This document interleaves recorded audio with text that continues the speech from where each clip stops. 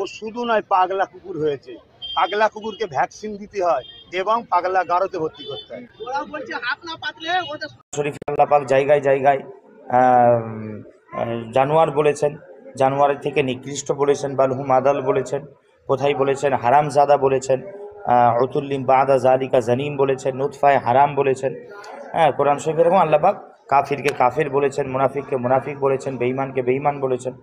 তো বলার উদ্দেশ্য হচ্ছে যাকে বলা হচ্ছে সে হকদার, সে তার কিছু শিরকি এমন কিছু কাজ সে সমাজে করে রেখেছে, যেখানে আমরা যে তাকে বলবো বা হকটাই যদি হিসাবে বলি বা তাকে বাঁচাবার উদ্দেশ্যে, এটা সম্ভব না। যে না ঠিক আছে উনি বলেছেন ওনার ব্যাপার, আমরা বলছি না, কিন্তু সে হকদার, সে শিরকি কাজে লিপ্ত, এবং তাকে মুসলমান পর্যন্ত বলা যাবে না একটা মানুষকে।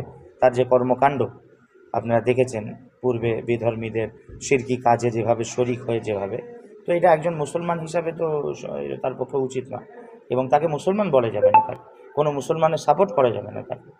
দেখেন এটা তো হয়ে হয়ে আসছে, এক যুগ হতে চলল যেভাবে মুসলমানদের দরদি, মুসলমান দরদি, সংখ্যালঘু দরদি, মুসলমানদের কাছে এসে মাথায় আপনারা দেখেছেন টুপি পরে, কখনো ঘুমটা দিয়ে, কখনো ইফতার মজলিসে হাজির হয়ে ইফতারি করে, এই যে ধোঁকা দেওয়া হয়েছে, ধোঁকা দেওয়ার পরেও কি হচ্ছে, মুসলমানদের উপরে অত্যাচার হচ্ছে জায়গায় জায়গায়। শুধু এটা তো নয়, আপনি পূর্বেও শুনেছেন হয়তো, কোথায় সেই কলের পানি বন্ধ করে দেওয়া হয়েছে, কোথায় ঘিরে নানা রকম সরকারি লেভেলের কিছু কাজ, পঞ্চায়েত লেভেলের কিছু কাজ বন্ধ করে দেওয়া হচ্ছে তাদেরকে। তো এরকমভাবে জুলুম হচ্ছে, এটা এই জুলুম তবে এমন নয় যে চলতেই থাকবে, এই জুলুমের শেষ একদিন না একদিন হবে ইনশাআল্লাহ, এটা আমাদের বিশ্বাস আছে। আমরা দেখতাম আগে ক্যানিংপুরের বিধায়ক শওকত মোল্লা আব্বাস সিদ্দিকী ও নওশাদ সিদ্দিকীর বিরুদ্ধে বারবার মুখ খুলত, কিন্তু এখন সাম্প্রতিক দেখতে পাচ্ছি তহা সিদ্দিকীকে সামনে রেখে গোটা ফুরফুরা শরীফকে তিনি আক্রমণ করছেন, কি বলবেন?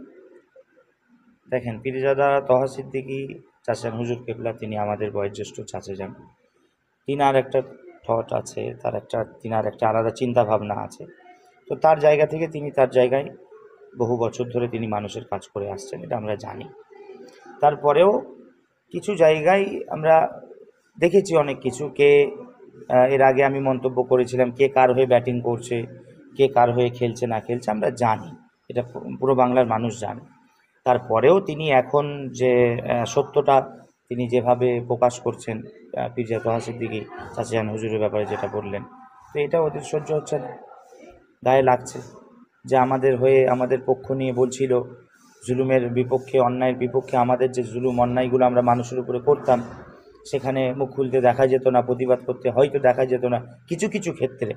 তো সেই জায়গায় উনি বলছেন, ব্যাস তাদের এটা সহ্য হচ্ছে না। হ্যাঁ, কী বলবো, এটা মানুষের মহাব্বতের ব্যাপার, মানুষ যাকে ভালোবাসে তাকে গিফট, হাদিয়া, নজরানা তাকে দিতে পারে, সেটা একেবারেই ব্যক্তিগত ব্যাপার। আপনাকে কে দিতে বলেছে? পূর্বশবে ভাইজানরা এত আছেন, হুজুর কেবলাগণ আছেন, পীরজাদা ভাইয়েরা সহ, কে বলেছেন কখনো যে দিতে হবে জোর করে? কেউ।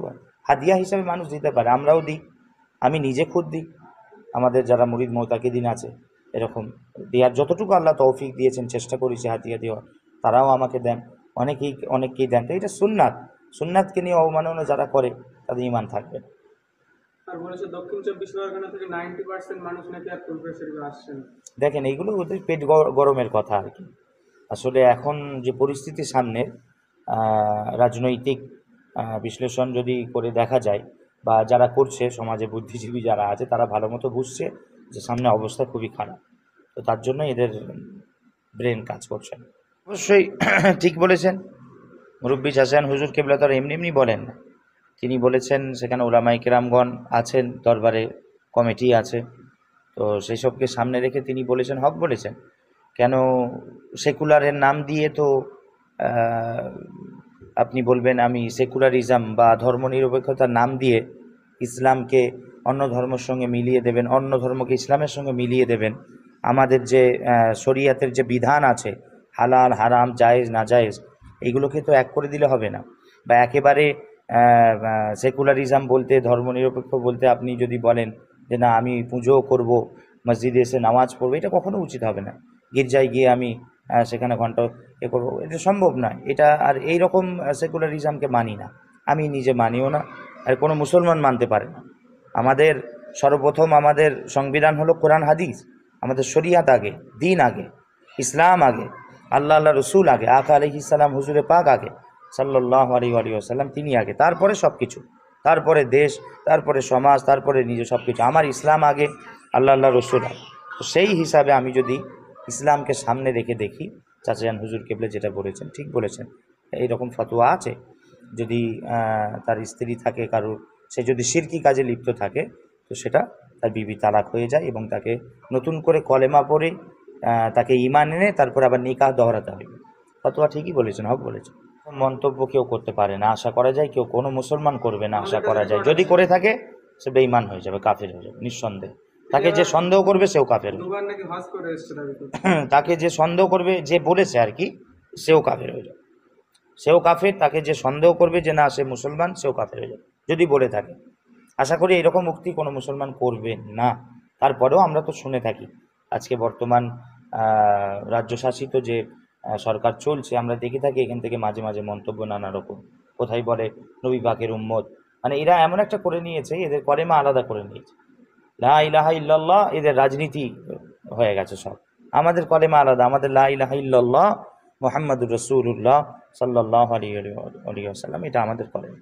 তো এখানে যদি এর মাঝখান থেকে কোনো মুসলমান নাম দিয়ে যদি এরকম কুফরি কথা বা কুফরি বাক্য বলে, তো সে নিঃসন্দেহে কাফের, সে নিঃসন্দেহে কাফের, সে নিঃসন্দেহে কাফের। এটা সমস্ত উলামায়ে কেরামগণ, মুফতিয়ানে কেরামগণ আপনি জান একই ফতোয়া দেবে তারা। শেষ প্রশ্ন, আপনি সারা বাংলা জুড়ে আপনারই ভাই নওশাদ সিদ্দিকী যেভাবে কাজ করছে বা তিনি রাজনীতিটা করছেন, এটাকে আপনি কোন হিসাবে দেখছেন? অবশ্যই আমি সাপোর্ট থাকবে, আমার দোয়া থাকবে সকল সময়। আমার সকল সময় আমি আপনাদেরকে কি বলবো, মিডিয়া, আমি যেখানে মাজারে যাই বলেন, আমি একটু আমার এটা হবি, আমার শখ বলতে পারেন। মাজারে যাই, ওলি আল্লাহদের চৌকাটে হাজিরা দিই, দোয়া নিই, তাদের কাছে যাই।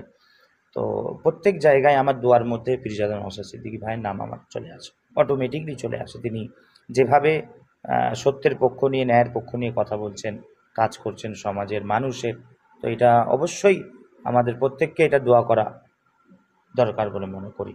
শুধু আমি একা বলে নয়, সকলকে দোয়া করা দরকার, তার পেছনে থাকা দরকার। পুরোপুরিভাবে আমি যদি নাও যাই রাজনীতিতে, দেখেন এখানে আবার রাজনীতি বলে দিয়ে অনেকে বলতে চাই যে আমরা রাজনীতিতে নেই, অথচ অরাজনৈতিক সংগঠন এরকমভাবে বলতে থাকে। অবশ্যই এটা বোঝানোর জন্য হয়তো বলে থাকি আমরা, যারা বলে ঠিক আছে, কিন্তু পরোক্ষভাবে তারা গিয়ে ভোট দিচ্ছে, রাজনীতিতে নেই বলে দিয়ে ভোট দিচ্ছে। তো এটাও তার রাজনীতি, এটাও রাজনীতি। অনেকে আসে দোয়া চাইছে, রাজনৈতিক নেতা দোয়া করছি তার জন্য, ভালো কাজ করবেন, তো এটাও রাজনীতি। রাজনীতি নেই, প্রত্যেক মানুষ রাজনীতির সাথে জড়িত। ইসলামে রাজনীতি একটা ইসলামের অঙ্গ। আমি সকল সময় বলে এসেছি, পূর্বেও ইমানের অঙ্গ হিসাবে রাজনীতিতে নবীজি রাজনীতি করেছেন, আমাদের আখিরি নবী পয়গম্বর সাল্লাল্লাহু আলাইহি ওয়াসাল্লাম। পূর্বের 2,24,000 নবী রাসূলগণ রাজনীতি করেছেন, সাহাবাই গ্রামগণ করেছেন, আহলে বায়াতে আতহারগণ করেছেন, যুগে যুগে উলিয়ারও রাজনীতি করেছেন। এবারে আমরা পেছনে থেকে আমরা আছি, দোয়া আমরা আছি যতটুকু আমরা পারা যায়। তিনি বর্তমান আমাদের বাংলার জমিনে আমরা দেখছি, সারা বাংলার মানুষ দেখছে, যেভাবে উনি অন্যায়ের বিরুদ্ধে দাঁড়ান সকল সময়। এবং ছোটো ভাইজান পীরজাদা নওশাদ সিদ্দিকী ভাই সহ আরও ফুরফুরা শরীফের অনেকেই আছে আলহামদুলিল্লাহ, তার মধ্যেও বিশেষভাবে ইনাদের দুইজনের নাম আসছে। এবং আমরা আছি আরও সকলেই পীরজাদা ভাইরা যারা আছে।